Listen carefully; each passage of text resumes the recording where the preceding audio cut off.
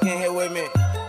This ain't a diss song, but yeah, you know what it is. I'm a cheesehead, y'all niggas cheese whiz. Pittsburgh Steelers, that's nothing. That Super Bowl ring, that's nothing. Pull up in your town when you see me, you know everything. Green and yellow, green and yellow, green and yellow, green and yellow. I put it down, representing for my team. I'm in green.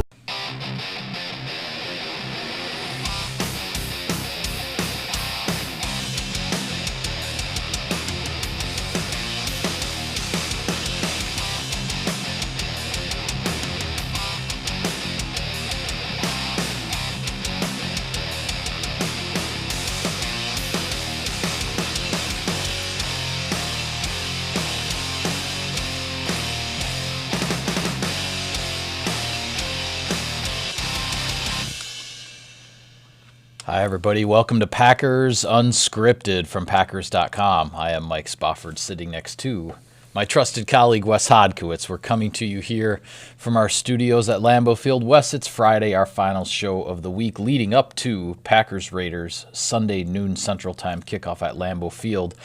So it's Keys to Victory Day. Packers only play the Raiders once every 4 years. These uncommon opponents, sometimes it's hard to really gauge what exactly it's going to take, and certainly with the injuries that are going on with the Packers this week, and some for the Raiders too for that matter, but certainly with Green Bay on the offensive side of the ball. Where do you start with this one as far as what will be the key to coming out victorious here? It's really simple to me, Mike. This might be my simplest one of the entire season. I just feel like if Aaron Rodgers takes control of this game, the Packers win. I honestly feel like it's that, I don't want to say easy. Nothing's ever easy in this league, but I think there's a very direct line between where the Packers stand today and where they want to get to by Sunday night, and it comes down to how Aaron Rodgers manages this offense and whatever weapons he's going to have around him. At the time in which we're taping this, we don't have the injury report yet. We're not exactly sure what the Packers are going to decide to do with those top three receivers. But even if one or two of them go, you imagine they're going to be dealing with some not significant, but some hindrances. Yeah. So when you look at Allen Lazard and Jake Kumaro, Darius Shepard, Ryan Grant coming in the building on Wednesday, those could very easily be your top four wide receivers in this matchup. So making sure you get the most out of them, but also utilizing your running backs, your tight ends. That's what I think Aaron Rodgers has been such a brilliant maestro the last 2 weeks, is making all of these pieces fit together. This Oakland Raiders defense, I don't want to diminish them. We certainly talked about them in our preview. They just don't do a lot of things that jump off the page. The way that they're winning right now is controlling the game management situations, time of the clock, and a lot of that relies on the offense. So I think if the Packers take care of business with Aaron Rodgers against Oakland's defense, they come out victorious. Well, a couple of statistics for that Oakland defense that stand out are where the Raiders rank in third down defense and in red zone defense, and it's not good. They're in the bottom quarter of the league. I'm not sure of the exact rankings, but they're in the bottom quarter of the league in both of those categories, and those are two categories, frankly, where the Packers need to get well on offense. Yeah. They need to start converting more third downs, and they need to be more efficient in the red zone. Obviously, the one red zone possession that they didn't get a touchdown, they were only trying to kick a field goal last week. So I don't want to lay everything on the statistics. But the Packers do need to perform better on third down and in the red zone, generally speaking. And this might be a game where you can start to turn that around. Yeah, and I think you've started to see it a little bit too. I mean, there was a real big narrative the first 2 weeks of the season where Packers just really weren't able to finish drives off. They were having problems scoring points in the red zone. In the last few weeks, I think you've really seen them get into their rhythm. Now, a big part of that, I think, is really the production of both Aaron Jones and Jamaal Williams. I think so, too. I think you've seen them sort of, seize the game in the moments and, be able, and that's a credit to the offensive line, too, making things work. But when the ball has been in their hands inside the 20, they've more often than not found a way to score the football. And this is a game that, while Oakland has a top 10 run defense right now statistically, I still think there's going to be opportunities for both of those two guys to get going. And then, to be quite honest with you, getting back to the receivers really quick, you get one big play here from Allen Lazard. You maybe make another one here or there with another player. Mercedes Lewis came out of relatively nowhere last week to have two 25-yard catches.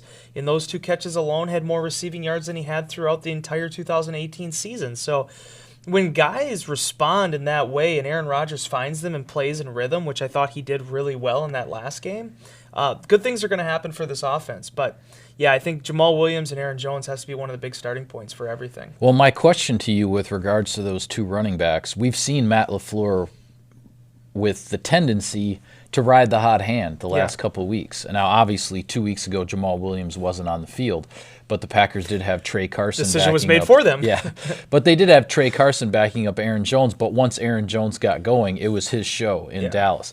You fast forward a week later, Jones has a fumble early in the game. He drops a touchdown pass down the seam.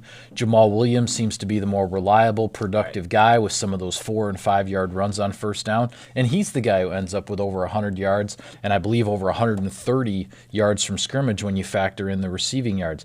What's your sense? Do you have any sense going into this game of maybe which is the guy, or do you just have to see what happens? It's a great question because coming off of the Philadelphia game, it looked like, okay, well, it's going to be the, Jamaal, or I should say the Aaron Jones show. The Aaron Jones here. show, yeah, absolutely. And then Aaron Jones goes back to his home state, looks really good, and now here we are with Jamaal Williams stepping back to the forefront. It's a really good position for the Packers to be in because I think a lot of times what happens with running back by committees or whatever you want to call those type of things, it's because you really don't have a guy who grabs the brass ring. I feel like both of these guys have done it when they've been given the opportunity. Now, I'm not going to try to get in the X's and O's and tell you, I'm sure what Matt LaFleur and his coaches are trying to figure out, which is, okay, which one of these Thunder and Lightning matches up better with what Oakland does. Mm-hmm. Sometimes you just got to get into a game situation, a game flow to figure that out. The one thing I do want to say, though, to Jamaal Williams' credit, is he is incredibly consistent. And I think some people in the past few seasons took that as a detriment or a slight. It's really not. I mean, he's gone 300 and some odd touches now without a fumble in his NFL career. He catches the ball. He's sturdy in pass protection. He runs through the tackles, and I think he finally showed his downfield explosiveness last week. Jamaal Williams is a really good running back, man. I mean, in a lot of cases where teams who don't have an Aaron Jones on the roster, they'd be running Jamaal Williams every single play. I do honestly believe, and I don't know how these guys feel about it, but they have another year on their contracts. When they get to the end of these things, neither one of these guys is going to be broken down and worn down and have 1,000 touches on their bodies through 4 seasons. This is, I think, going to really make both of their careers last a heck of a lot longer. Very well could. Kind of getting away from the original point, but I guess you just got to get in and you got to wait and see. It's got to see how things develop. The one thing I will say that is kind of interesting about this particular combination, they do seem to get into more rhythm when one is featured. This doesn't, when they do the 10 carries, 15 touches, it never really seems like both of them, have a big game or have big explosive plays. So I don't know how the Packers consider that. I don't know how you weigh it. Yeah. But that's certainly something they have to, take into account because both of these guys, when they get 25 touches in a game, can really make, defense hurt. Yeah, and in the area of ball security, it's worth pointing out that fumble by Aaron Jones last week was only the second fumble of his career. So even though Jamaal Williams obviously has had none, it's not like this has been a problem for Aaron Jones. He had the one against New England last year on Sunday Night Football, and then the second one of his career was last Monday night. And that broke a really long streak for him, too. I think that dated back to even UTEP of how many consecutive touches he had without coughing up the football. So certainly Aaron Jones going to look to turn things around. But even you go back and look at the performances they had before that, he was having a hard time getting traction. And then he just kind of broke out. I mean, that's just the way this game is. It's humbling, and you just got to stick with it.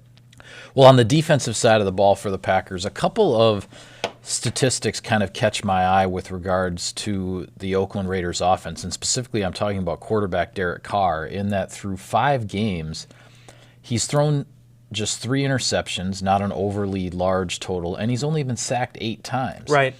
This Packers defense obviously has thrived off of sacks and turnovers. That's been the name of the game when this defense is at its best. So it will be interesting to see just what the Packers can generate against this particular quarterback. What I will say, though, is that the last time this Packers defense did not have a takeaway, which was against the Philadelphia Eagles, they came back the following week with 3 interceptions of Dak Prescott and very easily could have had 5 interceptions of Dak Prescott in that game. 0 takeaways against the Detroit Lions on Monday night, so we'll see how the unit responds. It's funny, Mike, because the takeaway battle is certainly one that you always have to take into account. and I think we saw up until last week how much it really does dictate who comes out victorious in a particular matchup. The one thing that really strikes me, though, about the Oakland Raiders, I said this to John Kuhn when we were in the locker room on Thursday, they are very high percentage with how they attack offensively.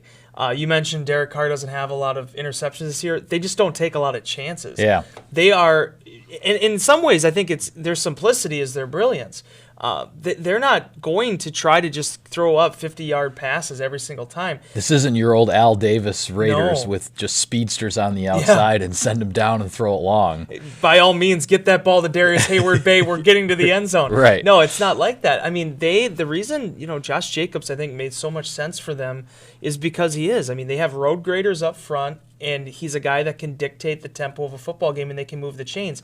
Waller, their tight end that's blossomed this last few weeks, and then in addition to him getting that extension, he's just a guy that moves the chains continuously. He's only averaging 9.6 yards, per catch. He doesn't have a touchdown yet. So, it's just I think the way that they're structured is they want to be able to win the time of possession. You look at how they did it against Chicago, 35 minutes time of possession. When they beat the Colts, 33 and a half minutes of time of possession.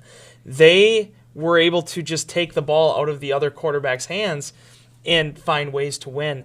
So, yeah, takeaways is going to be huge in this game. The Packers turning that around when they get an opportunity to make a play on a Derek Carr ball, take advantage of it. If you can punch a ball out, great. But ultimately, I think it's really going to come down to who makes the most of however many possessions they are, because if you're the Oakland Raiders, they're trying to have as few as possible in this game. Yeah, well, when you talk about the time of possession, obviously for the Raiders, a lot of that is going to hinge on their rookie running back, Josh Jacobs from Alabama. The Packers seem to get their run defense back on track against the Detroit Lions after a few questionable weeks as far as the way things were going. Do you have a number in mind at all as far as what the Packers need to hold Jacobs to, so to speak, or some kind of a range where you'd feel comfortable with how this defense is performing in this matchup? Yeah, because the thing is he's going to get touches. Yeah. That's he kind of like the Zeke Elliott problem a few weeks ago. If he gets touches, he's going to get yards. I just want to see it be manageable. I want to see you be at a 3.4 yards per carry clip where he's not burning you for a big number downfield. Because I think, if you followed them close enough this year, Mike, so they lost to Kansas City. He had 12 carries for 99 yards. The one team that kind of neutralized him was Minnesota, 10 carries for 44 yards.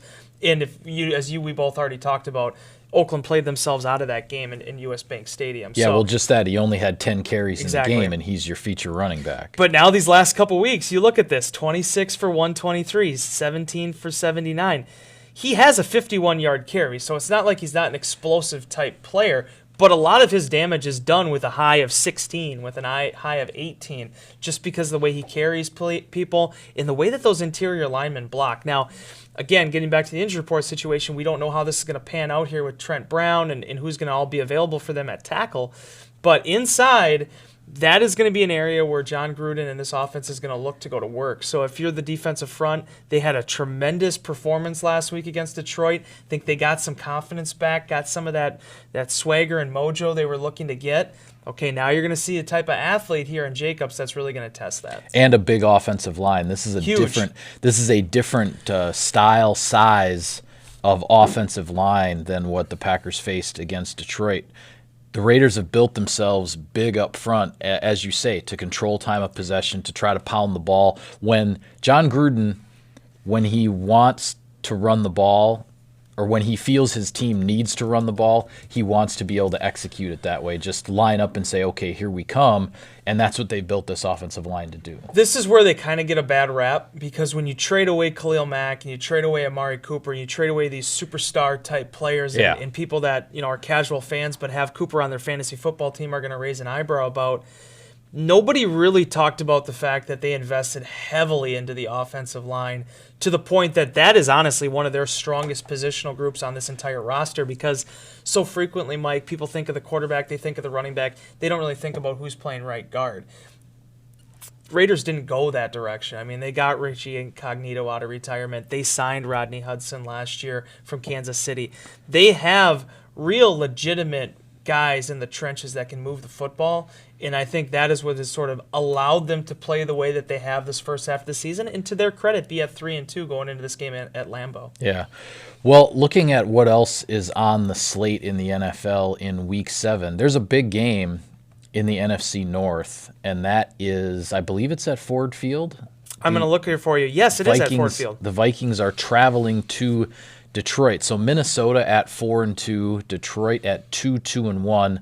The Lions obviously on the short week, coming off of a very frustrating loss, and the billboards of the referees in Michigan and everything else that's been going on with that. But it's a big game in the division, because both of these teams looking at it from the standpoint of they need to try to keep pace with the Packers, who only have one loss at this point, and the Packers looking to go 6-1 if they can beat the Raiders. So a key game in the division here, Minnesota versus Detroit. I am sure you're going to want to talk about all these matchups, but I mean, I think more than any other week on the schedule, this is the biggest gut check for divisional matchups in the NFL this week.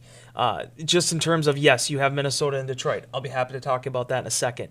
You have the Bears having to make a really big change here going up against a team like New Orleans, who have just been rolling through people right now with Teddy Bridgewater as their quarterback. And that defense. So NFC North-wise, there are huge stakes this week. I think that's one reason why the Packers look at this. You're at least going to get one loss, conceivably. This is a chance to really create some breathing room in the division. But you have Philadelphia and you have Dallas. You have Baltimore going into CenturyLink against Seattle. That's a really interesting one. As far as an AFC-NFC matchup, the Baltimore Ravens going into Seattle, really, really intriguing ball game. And here's the other thing, Mike. The New England Patriots are going up against the New York Jets this week. I know everybody's going to say, all right, we'll see on Monday morning at 7-0. Yeah, you were laughing about the Cowboys Jets being the prime, not prime time, but the 3:25 like national game. Turned out to be a whale of a game, because Sam Darnold, suddenly the New York Jets look like a different team with their quarterback. If Sam Darnold's on the field and everything's cool with his spleen, I mean, that guy can play some football. Yeah, and that just shows you again how quarterbacks can change things. Yep. I just wanted to get all that out there, because I think the whole stakes for this week in the NFL are huge. The Minnesota Vikings going into Detroit. Here's the thing where the Lions really got to dig down deep in this matchup, because I'm not blaming it all on that loss last year against the Vikings, but I did feel like Packers got that bad taste in their mouth after the officiating in that game, and it never really seemed like they were able to wash it. Can Detroit come out and get a victory at home against a team in the Vikings that 2 weeks ago wasn't looking so hot, and just, get back on the tracks, so to speak? This is going to be a real interesting matchup to watch from that aspect. And also seeing, we saw the way that Detroit played Aaron Rodgers, for better or for worse. They were not able to really get the passing game going downfield. How do they handle Stephon Diggs, Adam Thielen, and what appears to be a very rejuvenated Vikings passing attack? Yeah, that's the thing. And now we talked before about the Vikings took their show on the road and got a road win against the New York Giants, but this is a whole different type of road trip for Minnesota here, because quite frankly, their offense didn't look that good when they came to Lambeau Field in Week 2. Now they're going on the road to face another division opponent, so a big test there. But you also mentioned, obviously, the Bears against the Saints. It's huge. That's critical. Really, really interesting game. The Bears still waiting to find out, or at least haven't announced yet, whether Mitchell Trubisky will be back at quarterback or if they're still going to go with Chase Daniel.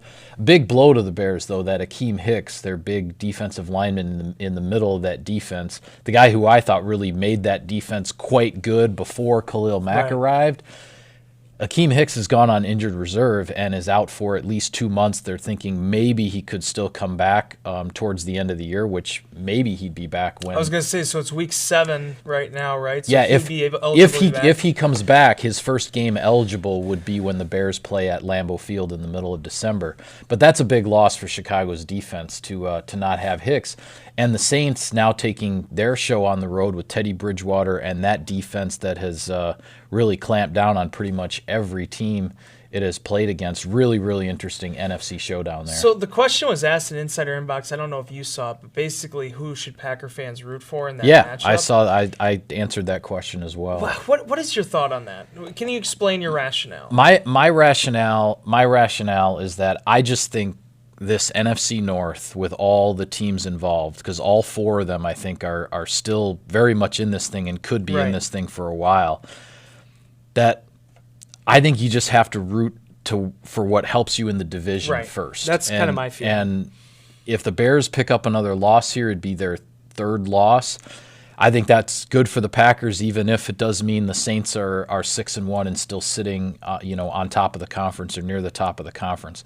It's still just too early, and your best path to making any kind of a playoff run, whether you get a first-round bye or not, your best path to a playoff run is to win your division, because then you get at least one home game in the playoffs. Yeah. And so I just think for right now, the focus has to be on the division, and any team in the NFC North playing outside the NFC North, you got to hope for that division team to lose if you're a Packer fan. Yeah, because the thing is, you're going to have plenty of weeks that you could root against the New Orleans Saints, for the next 2.5 months. Just trying to hope that, the Packers, if they end up being in a position to make the playoffs, win a division, have a bye, that they would come through for them there. The divisional matchups, though, as we've seen, Mike, these things can fluctuate so quickly. And the other thing is that if the Bears would happen to beat the Saints, well, then you have a Chicago team at 4-2 that's feeling pretty good about himself. Yeah. There's a big difference right now between 4-2 and potentially 3-3, right, with what Chicago's been dealing with. No question. And the Bears are coming off a bye, and obviously they came back from London, a tough loss in London to the Raiders, but had a week off now to reset, still figuring out what exactly is going on at quarterback. But this is a big game for Chicago. All right, I want to pivot very quickly just to talk about Philadelphia and Dallas. How quickly the tables turn, though. One of these, you're talking about how the difference between 4-2 and 3-3 feels. Philadelphia, who's again come out of the gate slow, and Dallas, who came out of the gate as fast as any team could. One of those teams is going to be 3-4. I know. Who would have thought after 7 games that either the Eagles or the Cowboys would be below 500, but that's the reality, because one of these teams is going to be 3-4 after Sunday. Yeah, and it's funny to me because from Dallas's perspective, they had some quote unquote jobbers early in their their season. Job Squad, WWE reference. You probably don't know what that is, but no, I don't. Just they had some Brooklyn Brawler types that they were able to kind of beat up on, get some wins earlier in the season. Some Barry Horowitzes, and I think these last 3 weeks, I don't want to say it's exposed them because I still think there's a lot of really talented players on that team, but it's changed the narrative with them a little bit. Now the questions about Jason Garrett's job security have come up. A lot of things to figure out there. Philadelphia is confusing me now because I did think when they beat the Packers that was a team that was much better than their record suggested. I thought so too. But they are so inconsistent week to week that when a team is talented but inconsistent, what does that usually end up being, Mike? 8-8. Yeah. Right? Maybe 9-7. Ask Bart Starr's Packers in the early 80s. That's where it lies. Philadelphia's defense just is not good. It is not good. And offensively, they have not been able to be consistent enough to be able to the carry Eagles weight. just got torched last week by the Vikings and the deep passes to Stephon Diggs, and that just makes you wonder, okay, well, what are they going to do against Amari Cooper? Because Amari Cooper went crazy against the Packers with the double-digit catches and 200-plus yards and all of that. So, but the bottom line is first place is what's on the line in the NFC East, because nobody in that division as of this moment is above 500. And the best part is the New York Giants are sitting there. All right, come on, Arizona Cardinals. Coming to East Rutherford, we get this win. We're suddenly a game out from the lead in the division. Exactly. NFL's crazy, man. Quick thought. Ravens at Seahawks. Who do you think wins that one? I really like Seattle right now. Russell Wilson is playing at an MVP level. He is. He's playing really well. And he has some really interesting weapons there. Defensively, I think they've held up. It's going to be a real big test for Lamar Jackson. I just think they're not as invincible as maybe we thought earlier this season. And I just think right now Seattle, Green Bay, New Orleans, and San Francisco are sort of setting the standard here early on in how to win team football. The thing that impresses me the most about the Seahawks so far, and I know we have to go, is that they keep finding ways to pull out games right at the end. They're in these close games, fourth quarter, they're down by a score, maybe just up by a couple of points. They keep finding ways to win, whether they're home or on the road. The home one against the Rams, the road one at Cleveland.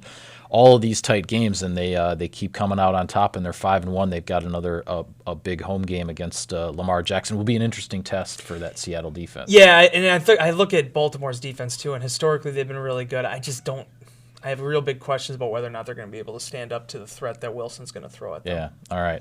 Should be a fun weekend of football, and with that, we will call it a wrap on this edition of Packers Unscripted. Be sure to follow all of our coverage of the team on Packers.com. Subscribe to us, like us on iTunes and other podcast services. On Twitter, you can find him at Wes Hod. I'm at Mike Spofford, at Packers for the team account. Thanks for tuning in, everybody. We'll see you next time.